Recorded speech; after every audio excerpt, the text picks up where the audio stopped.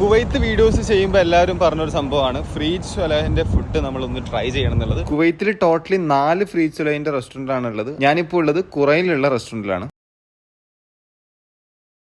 ഇവിടെ നമ്മൾ ഫസ്റ്റ് കഴിച്ചത് ഇവരുടെ ചിക്കൻ സൂപ്പാണ്. സൂപ്പ് എന്തായാലും ഒരു തവണ നമ്മൾ കഴിച്ചു നോക്കേണ്ട ഒരു ഐറ്റം ആണ്. ഒരു ഡിഫറെന്റ് ടേസ്റ്റ് ആണ് എക്സ്പീരിയൻസ് ചെയ്യാൻ പറ്റിയത്.